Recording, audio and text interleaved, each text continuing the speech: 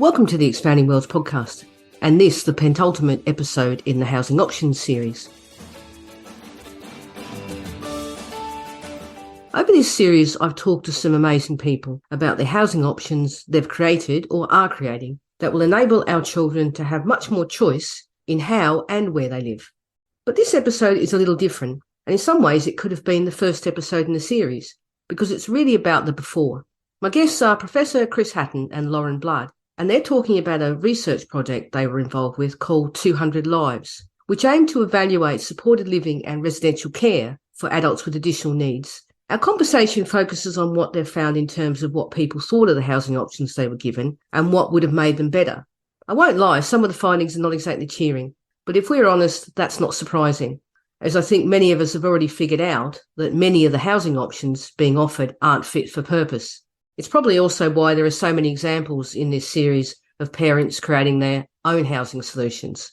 But what is good to hear is that the options we've talked about in this series are starting to address many of the issues that were raised in the research. There's a link to the report in the show notes, but wherever you live, I really would urge you to take a look, because it made me think about the conversations that I need to have with my daughter, because many of the issues that were raised in the report weren't things that I'd actually thought about. But now let's hear from Chris and Lauren. Thank you very much for joining me today. Can I just get you guys to give me a little bit of background about yourself and also about the report that we're going to be talking about? My name's Chris Hatton. I'm an academic at Manchester Metropolitan University, and I've been doing research with people with learning disabilities for over 30 years. And sort of pretty much at the start of my career, I was involved in a project that was looking at that time, group homes, residential care, and larger places for people with learning disabilities. So I guess I've had a really long-standing interest in terms of how good those places are, how well they're working for people, I guess how much they cost, and therefore I guess what that means in terms of what service commissioners, service providers, what people with learning disabilities and parents and family members should be looking for. And I'm Lauren. I work at NDTI, which is the National Development Team for Inclusion, and I work on various research and evaluation projects relating to people with learning disabilities and autistic people. And I was one of the researchers on this project, 200 Lives. So we worked on this project for, I think, about 2 years, Chris. And I was one of the researchers sort of talking to people about their experiences of where they live. We can let people look at the report because I'll obviously put that in the show notes. But what were the main findings of the report? The full report is incredibly long. We asked a lot of information from a lot of people, but we have tried to, in conversation with others, boil that down into some key messages. So we talked to 77 people who are living in supported living and 30 people who are living in residential care, all adults with learning disabilities across England.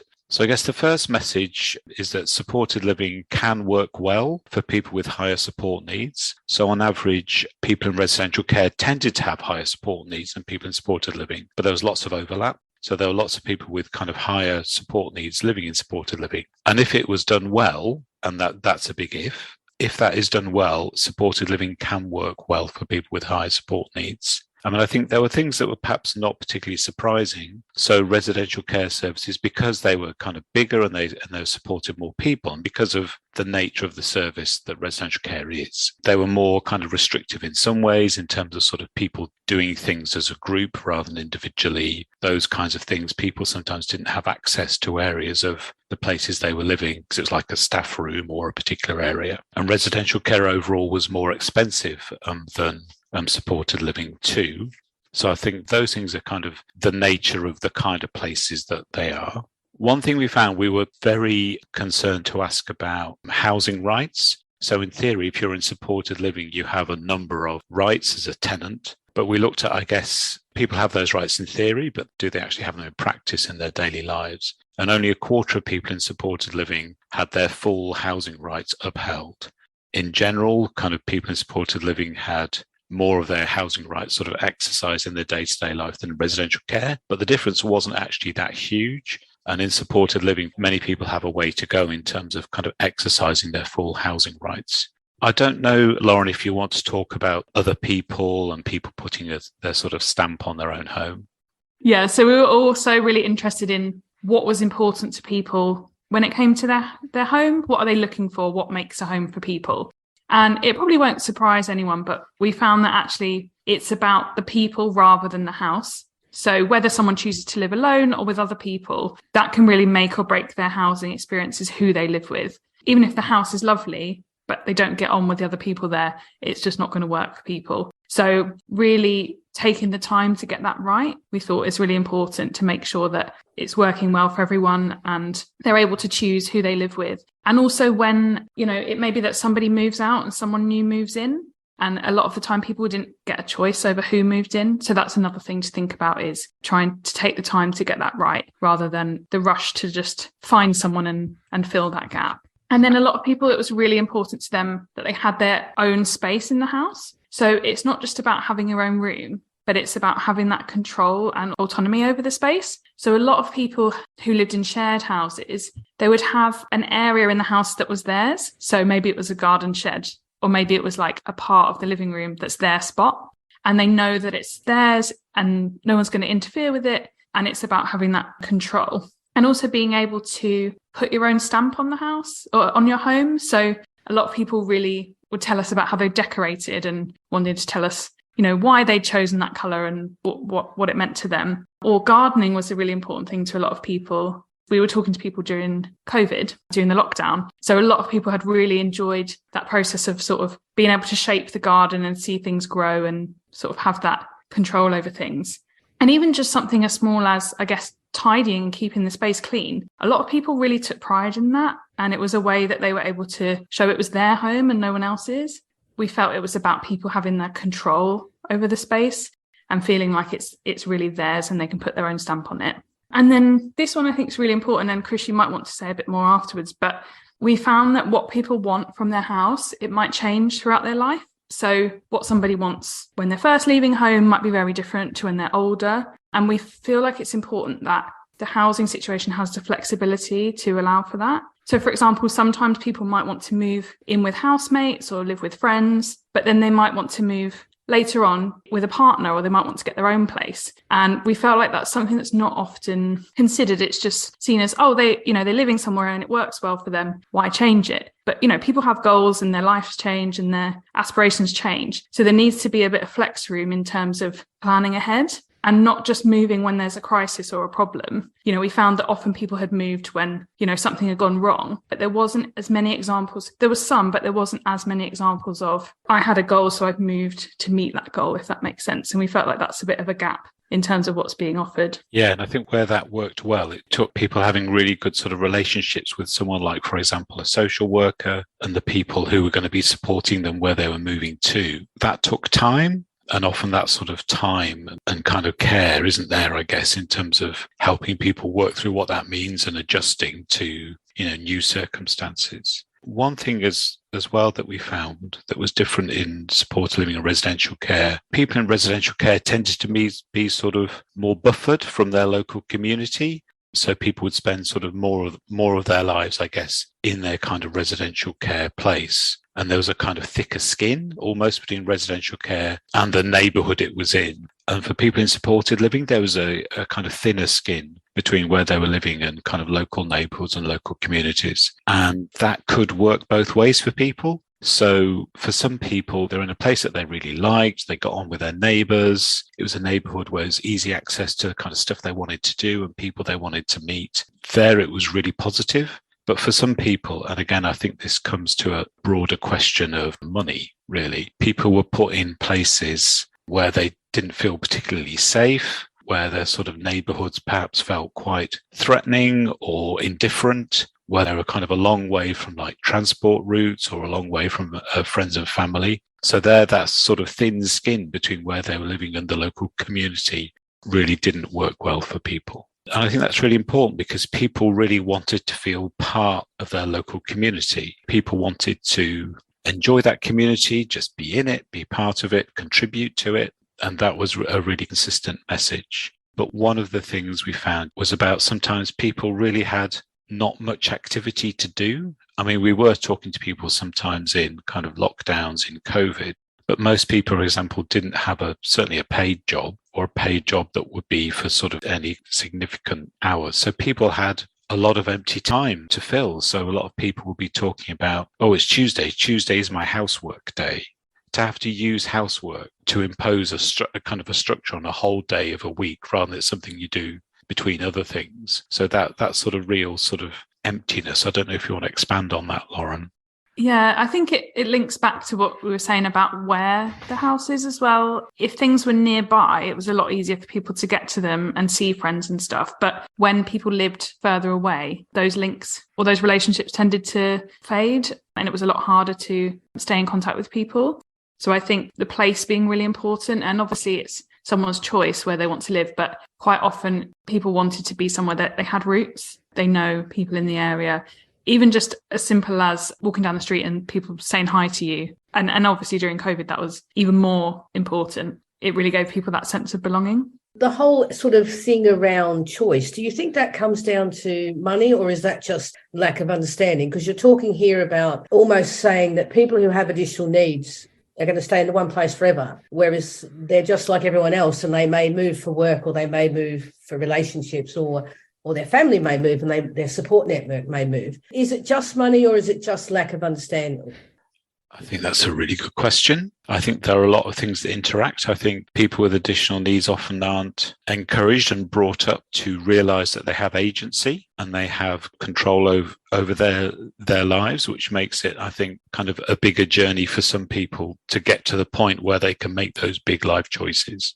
I think money does come into it, because I think what Lauren, what you were saying about place is really important. You know, if you look at supported living properties and where they tend to be, you know, you look at, you know, how expensive housing is, particularly in some parts of the country, then that puts a real constraint, I think, on where people, you know, what the options are that are given to people compared to where people might want to be living. So I think that's really important. I think there's also an issue, this has come up across a number of projects really, I think about, I guess, people themselves, but also family members feeling confident in the options that are there. Parents and family members feeling confident that their son or daughter usually, or, you know, brother or sister, is going to be kind of well supported and happy, and that will continue, that is sort of reliable and kind of there. So I think that's a big issue. And I think there's also a dilemma for people. Historically, it's interesting doing this project compared to the one I was involved in sort of 25 years ago. There, the big issue was there were no guarantees for people at all in terms of how long they'd be somewhere. So people wouldn't necessarily feel, particularly if people were in sort of old school residential care or hostels or whatever. The big issue was then I could be moved at any moment, and I've got absolutely no control over that process. So there, the big issue was supported living offers a guarantee of a home for life, I guess, which was felt to be a big issue. But now, of course, the issue may well be that has an unintended consequence of, as you were talking about, Lauren, this kind of perpetual present. If things are working okay, forget about it. That's it. Rather than actually continuing to kind of support people and think about what they want their lives to be, how that might change and grow. In a way, it's quite a complicated issue. The second thing I'd say is that it's actually also quite simple. I think if you have respectful relationships, you can talk with people and work that through. If you have those relationships and you can kind of follow through on what comes out of them in terms of what people want, I think actually it becomes quite straightforward. Is that then the lack of conversation with the people that you're actually supporting sometimes?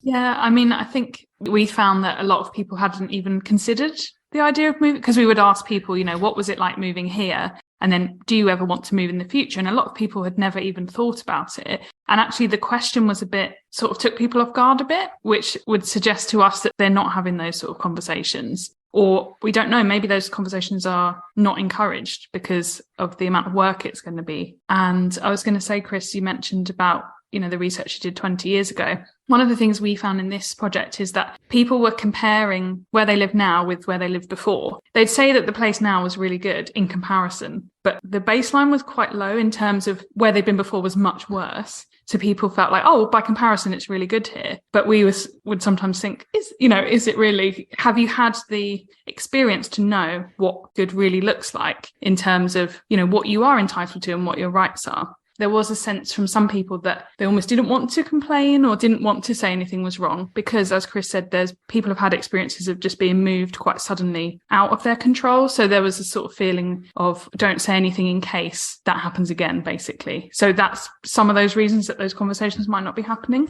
Just in terms of age range, then, were there a lot more older people you were talking to, or was it a kind of broad age range of the people that you spoke to? It was a pretty broad age range. So from 18 up to, 74 in the end, but I think it was kind of skewed slightly younger, I would say. I think it's an interesting issue because we know that more and more adults with learning disabilities are continuing to live with their families well into adulthood. So it'll be an interesting question, which I'm not sure we know the answer to, the age at which people are tending to move out of the family home and into, their own home of one sort or another, and if that's changing. I suspect that comes back to money and choice again, doesn't it? Absolutely. There's anything available where you live. And you did mention a little bit about people being close to work. Was that an issue for people as well, that they were, I guess, isolated away from other opportunities? Because you said there was a thin skin between supported living, but did that necessarily mean that they had access to other things like employment? Where people were made a massive difference. So there was one person who did have a job, but it involved kind of 2 buses and coming back home late at night where they didn't feel safe on public transport. And so they gave up that job because it just was not practical for them. So, in some ways now, the labour market is actually potentially better for people with learning disabilities than it's been in a long time. But people need to be living in places, need to have access to adequate transport where they could get to those jobs and feel safe. All the research suggests that, where people want paid employment and it's kind of a reasonable job, that obviously financially is helpful, but it's helpful for people in terms of social connections, health, well-being too. So there's a real kind of opportunity there, I think, that isn't being taken up and isn't being considered when people are thinking about where they're going to live. So that kind of brings me into the final bit of this, really, is to talk about what you think needs to change. And clearly, Chris, you've kind of addressed some of that. What else do you think needs to change so that what you found out in your report, next time you do this study, things have got better? Oh, if only. Lauren, do you want to start on that? There's something about, and this is a huge issue just in general, but like the availability of housing and what's out there. There are real issues at the moment with the housing market, and I think that is having an effect on people's choices. So there needs to be something about what housing is available, what's affordable, and where. And I don't necessarily know the answer. It's a huge topic, but it feels like we need to sort of consider that. I mean, there are some sort of approaches which some people really like and work well, which are also very cost effective, but aren't kind of taken up that widely. So things like shared lives, where for some people, they sort of move into someone else's home where they're sort of part of a shared life, maybe with a family, a different family. So those options could be made much more use of, I think, than are at the moment. I think there's a real issue with commissioners. So this will be local authorities, councils usually, who are kind of commissioning and making decisions about services and supports for people. Like everyone else, commissioners are under huge pressure financially in terms of their time. But I think commissioners tend to think in sort of slices of services. So, we're going to buy, or we're going to have so many supported living services, and we're going to have so many residential care services, so many places, that's what we can afford. And I think 2 things with that. One is that they're not thinking about individuals very much in that. We've got this stuff, where might you fit? And even though, personal budgets and all of that are supposed to have changed that dynamic, I don't think it has very much. I think the other thing relates to the thing we were talking about earlier, which is it really doesn't take account of time. So about people's sort of journey through their lives. These are conversations that could be starting when people are sort of teenagers, where, a commissioner can start to sort of help people plan and work out from that early point. And I think that will be really useful. I think it needs more investment in commissioner time, which I guess is why they're not doing it, because they're sort of chasing their own tails the whole time. But I think it could be more cost effective in the long run. I mean, we saw in this project, I know you spoke to people, Lauren, where the consequences of not being in the right place were really quite catastrophic for some people. And in service world will be more expensive because people are then pushed into more kind of restricted services where there's supposed to need to be more staff around, and labels of challenging behaviour start to get applied to people. all of that, it kind of sets people on a sort of sliding doors path down to something that is expensive and that nobody really wants. So I think more sort of attention early on and more support for people through their lives to change their lives how they wish to, I think might end up being more cost effective in the long run. So Commission is focusing on individuals and individuals through time. I was also just thinking about people's housing rights, and a lot of people might not be aware of what rights they have. As we said earlier, we found that even in supported living, which is supposed to meet certain rights and thresholds, only a quarter of the people we spoke to in supported living, it actually met those thresholds. So I think for people and families, having that information of what their rights are, so they're able to look for that and also challenge if that's not being met, I think that's really important. You know, something may be called supported living, but is it really? Here are some ways that you can tell. I think having that information more widely available would be really important. I think right now there are real general difficulties. You've mentioned, Lauren, in terms of kind of housing and house prices, the availability of housing, cost of living crisis is going to be hitting people a lot. Finding people who want to work with people with learning disabilities, that those jobs are attractive and sustainable and doable, hugely satisfying work in the right places with the right support. So I think all of those sort of bigger sort of structural issues are really important as well. Thanks for listening. I hope you got value out of this episode. Too often we talk about what people need rather than what they have actually said they need or they want. So hopefully this research will open up some better conversations. Please feel free to leave a review for the podcast wherever you listen, as this helps others find the podcast. Please also share the podcast with anyone you think would find it useful. Of course, if you have any feedback or recommendations for people that you think I should be speaking to, then please get in touch, Deborah@expandingworlds.com. And you can connect with me online @Deborah Caldo.